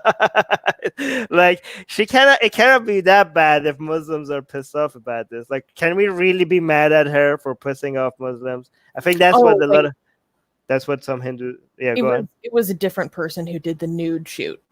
Oh, okay. Who is that? Can we highlight her at some point? Right. I have seen that photo shoot. It was awesome. Okay. Send it to me later. Yeah, I don't care. Send it to me in the DM later. Super chat. Troll is saying small addition to because he has a whole theory about hashtag Indian mommy issues. Indian use ma as in mother as a prefix or suffix for goddesses, and sometimes specific women too. Well, wait, hold it here. There's an Indian film called Cosmic Sex which leans into that. Wikipedia has an article, live stream safe, see the short plot description. Well, I don't think we can go into that right now, but that sounds really interesting. Yeah, thank you for the super chat, of course, once again, of the 50 Danish krones. I won't say it properly because it sounds too much like the beer bug. Yeah, that's your currency sounds like a beer bug. We have a problem mentioning that super chat every time. Then you're saying it wrong if it sounds like the beer bug. Maybe. Is it krones? It's kroner. Oh, okay, with an R at the end. Armin's eyes lit up. Yeah. Oh my god. Show it to me. Wait, we can actually use that as a way to if we had more resources, we'd do our own, like we would hire our own models and we do our own photo shoots of people dressed up in Hindu like cosplay, like kind of stuff. And then we put it, we have a version that we could put on publicly, and we would have another version that we could have our Atheist Republic's OnlyFans account, right? This is, guys, these are my dreams for the future of Atheist Republic. Support us on Patreon, link in the description. We're gonna get us there one day. One day. Oh my gosh. Oh, yeah, see, exactly. This person is saying, aren't we supposed to cosplay fictional characters? Yep. Exactly. Yeah. Atheist Republic. Imagine being able to imagine our job being like going into a studio and you have like really good looking models doing like nude versions of like goddess cosplays, and we're like, yeah, this is us doing blasphemy and activism at the same time, and that would be our job. Wouldn't that be like the best activist? Like, wouldn't that be like the best life ever if that was the thing that we had to do? That would be great. And Susanna, guys, and Susanna is against that. Susanna is convinced her that this would be great. OnlyFans again. I'm gonna have a poll on Atheist Republic asking people if Atheist Republic should start its own OnlyFans account. You guys better go vote yes, so Susanna, we can convince Susanna. Anyways, we got another super chat. Thank you again for the super chat. Well, now you made me do it, Susanna. Kroner is plural and literally means crowns. So just say Danish crowns, literal translation. Well, thank you for the explanation and the super chat. Thank you so much for the super chat. Anyways, we really need to move on. Yes. All right. So let me see if the next news is clapworthy. No. Oh my God. Okay. No. Okay. Next news. Turkey sentences female politician to prison for calling Erdogan the enemy of women. In Turkey, a female politician has been sentenced to 11 months in prison for calling Turkish President Recep Tayyip Erdogan an enemy of women, according to media reports. Sabahat Tuncel was sentenced for saying Erdogan was a complete misogynist, a remark she made 4 years ago. Tuncel's attorneys argued that the politician's statement that the quote the enemy was the president was the enemy of women and Kurds. Sorry. Made during a 2016. Anna, are you back? Oh, was I gone? Yeah, can we start from the beginning because I lost you guys for a second. Let's do it from the beginning. Okay. Wait, before you do that, before you start from the beginning, let me do Mortad. Yeah, we have our Atheist Republic's Facebook page. The link is in the description. But anyways, let's continue. Okay, starting over. Turkey sentences female politician to prison for calling Erdogan enemy of women. A female politician in Turkey has been sentenced to 11 months in prison for calling Turkish President Recep Tayyip Erdogan an enemy of women, according to media reports. Sabahat Tuncel was sentenced for saying that Erdogan was, quote, a complete misogynist, a remark she made 4 years ago. Tuncel's attorneys argued that the politician's statement that, quote, the president was the enemy of women and Kurds, made during a 2016 speech, is within the freedom of expression, according to Turkish news outlet Duvar English. The court disagreed. Tuncel is just one of thousands of Turkish citizens who have received prison time for insulting the Turkish president. Okay, so Turkey is going backwards. That's great. Faster than we thought. Anyways, what do you guys think about this? It's really bad. It's really bad. And if you can't correctly label Erdogan as a misogynist, and an enemy of Kurds, it's ridiculous. And she's a politician. So think about what the average citizen has to go through in the stakes that are against them, right? He's told Turkish women to have at least 3 children, has proposed limiting access to the morning after pill and even cesarean sections. As many people are familiar, there has been a campaign against the epidemic of femicides that are happening in Turkey right now. So there is a misogynistic culture that needs to be called out. It is not being appropriately addressed by the head of state. And personally, if you are an Islamist, I believe you are by definition a misogynist.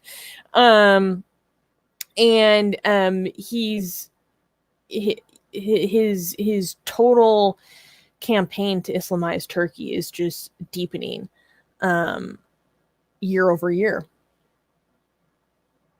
So I think there's two things that this maybe you're talking about. So regardless of whether what she said is true or not, you know, you provided some evidence of why it may be. So the point is that she should be free to offer her opinion of the leader of Turkey without threat of being imprisoned for almost a year, 1 month shy of a year.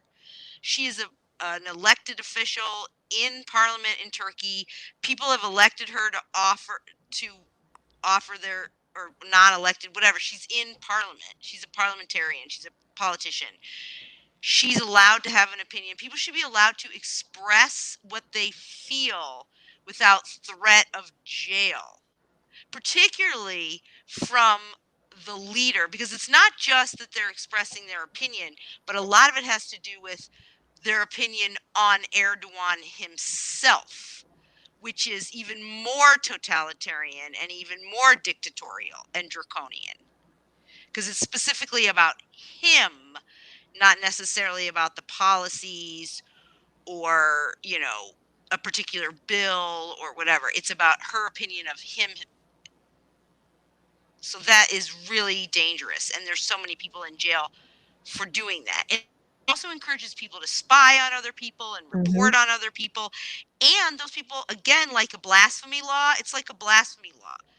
You know, you're not allowed to say anything bad about Erdogan or anything that he wouldn't like, and it can be used in all kinds of ways against people. You know, you don't like somebody, or you covet their property or their wife or husband, and then you say they said something, then they go to jail. You know, there's all kinds of reasons why this is bad, not to mention the freedom of expression and the right to be able to criticize your government and its leaders. Susanna, before you continue, can you read the super chat? Yes. Eric, thank you for the $5 super chat. We appreciate it. He's saying, Armin, you should do something to Erdogan's picture. I think he means like a sexy Erdogan. Or desecrating it. Yeah. That's what I think. Yeah, like I need to buy a printer and just do like print Khamenei, Erdogan, like keep going like every single leader. To go after Sikh leaders. Same way. Oh yeah, Sikh leaders. Okay, Susanna, go on. Go. You were gonna say something. So Murtad Skeptic had a question, which was what is she being criminalized under? I have some answers. So Turkey's penal code criminalizes insulting the president. Their penal code criminalizes. Yeah, thank you, Armin. It criminalizes insulting the president, with an offender typically facing a prison term of up to 4 years. The sentence has been increased if the insult is expressed in a public sphere, like in the case of this woman. Over 3,800 people in Turkey have received prison sentences in 2019. 3,800 in 2019 for insulting Erdogan, according to Turkish media, which they reported last week at the time that this was published. Imagine being that sensitive that you have to make that to a law. Yeah, furthermore, so Tansel previously served as a member in Turkish parliament. She was sentenced to 15 years in prison on separate charges in 2019 on charges of belonging to a terrorist organization. However, so here's where it comes in. Turkey's anti-terrorism legislation has been widely utilized by the judicial system to crack down on dissidents following the 2016 failed coup against Erdogan's government. Human rights organizations have warned that this legislation is vague and wrongly used to silence political opponents.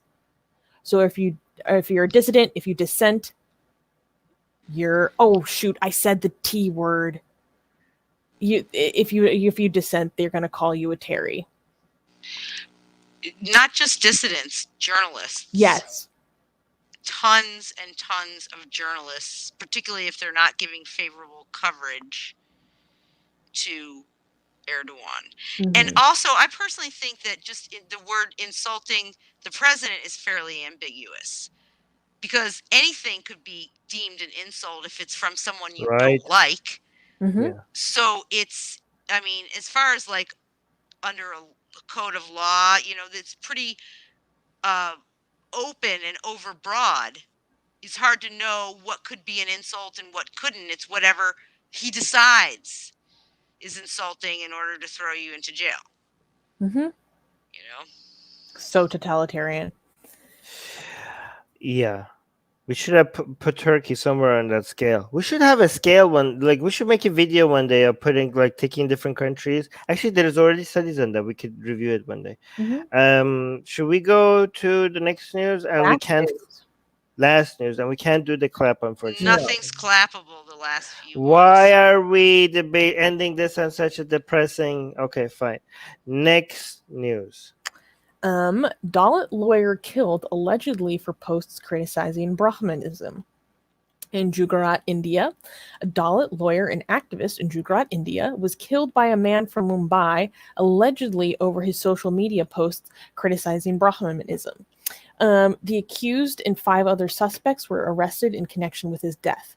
The lawyer, Devji Maheshwari, was a senior member of the Indian Legal Professionals Association and the All India Backward and Minority Communities Employees Federation, which fights caste discrimination. So backward and minority communities is usually referring to lower caste communities. An unidentified crime branch official in Mumbai told reporters that the accused, identified only as Raval, had threatened Maheshwari over his activism in the past as well. The victim's family named 9 suspects and refused to accept his body until all of them were arrested. 4 suspects remain at large.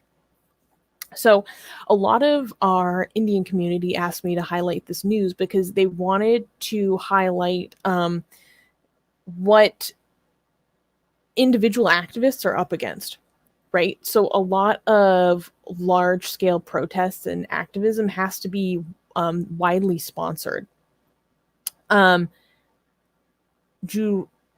Gujarat. Oh, I'm sorry.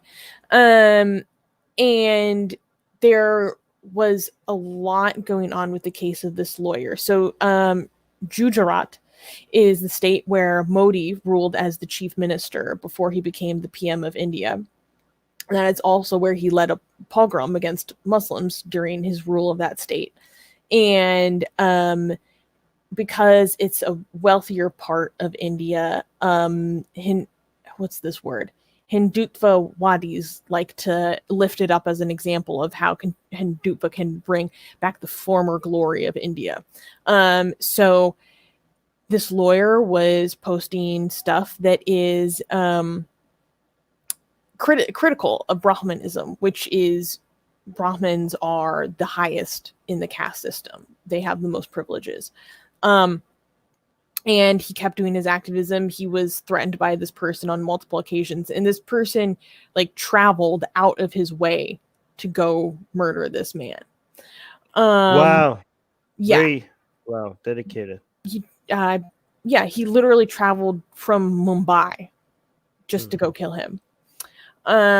So this just highlights like what anti-religious or anti-Brahmanism and anti-BJP activists have to face. According to his wife, he was also getting threats from a lot of people at his work. And there was reportedly some sort of other property dispute that he was working on and was threatened under that.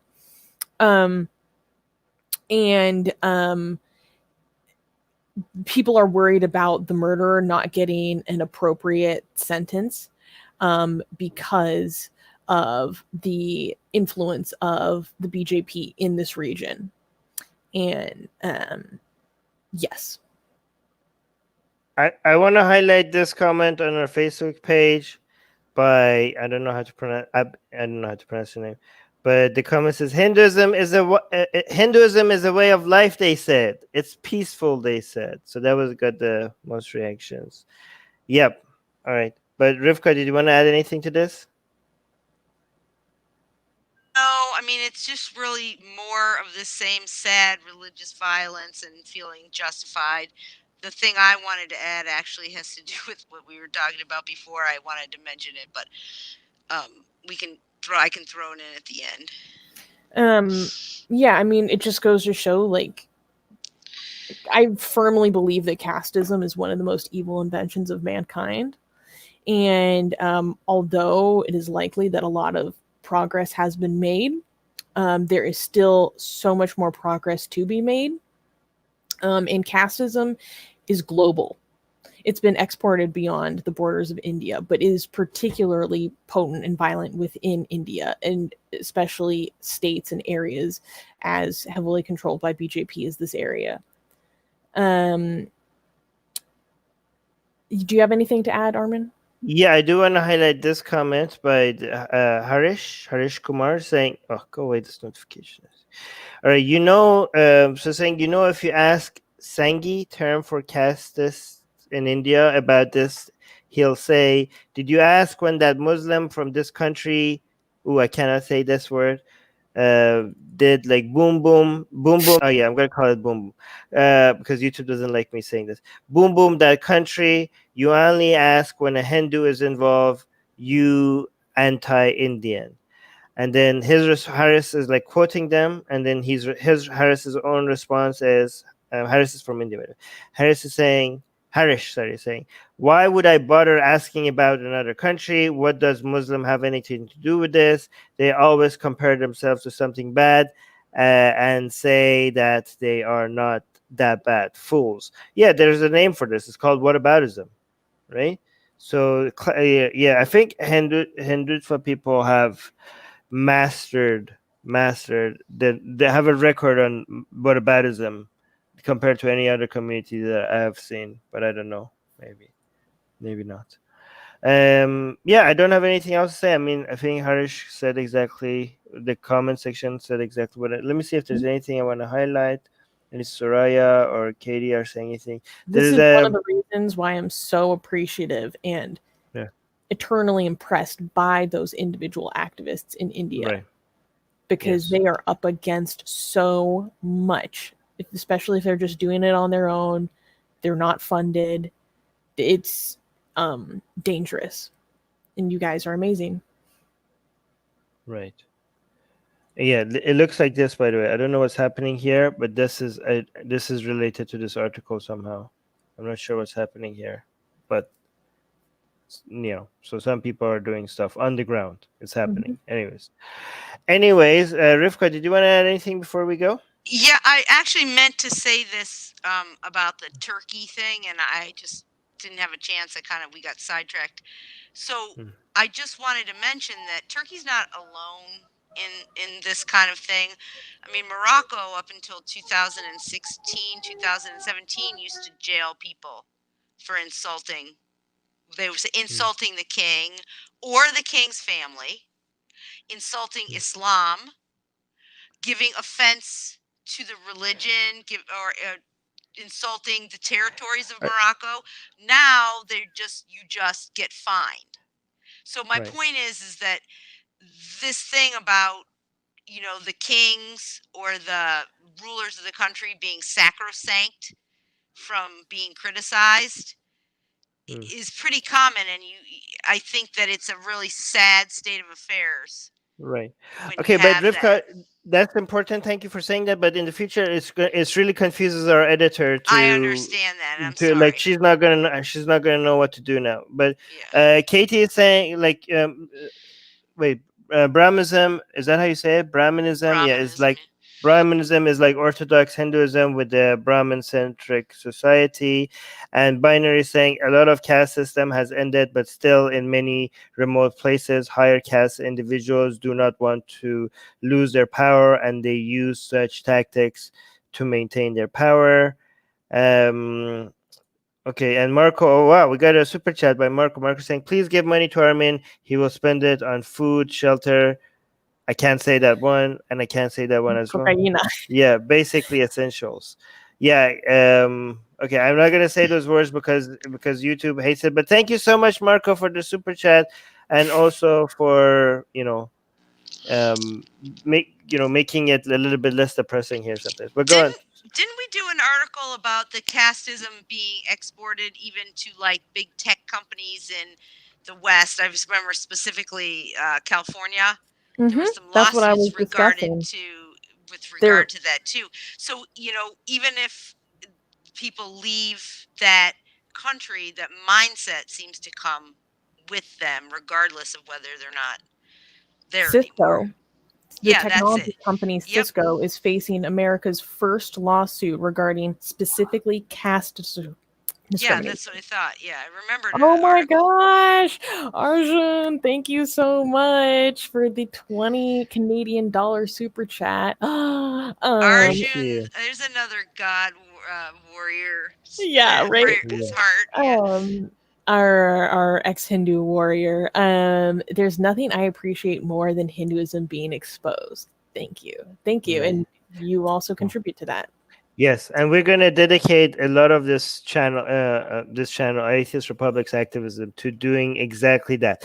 But celebrating the traditions while exposing the beliefs. That's what we're going to do, right? We're going to celebrate the tradition, celebrate the art, celebrate the mythology, while exposing and ridiculing the belief. That's what we're going to do. And the food. Indian food Enjoy. rocks. Yes. It does. It does. It's a bit too spicy sometimes, but that's good. Oh no, this is okay. I'm gonna go before these two murder me. Okay. No, but I love buttered chicken. Best thing ever. Hungry. Bindi masala. No, that's now my that you made me favorite hungry, North you have to Indian go before my corner store closes. Sashimi is the number one. So thank you to the Japanese people for sashimi. But right below that, the second best food in the world is buttered chicken. Yeah. Okay. All right. Well, thank you for joining us, everyone. Thank you, guys. Thank you, guys. Subscribe to the channel. It's your dharma. This is a new thing. It's your dharma. Subscribe and hit the notification bell. Every single one of you. Do it. Do it now. You don't want to come back as a fly. I'm Your next life. I'm gonna use that.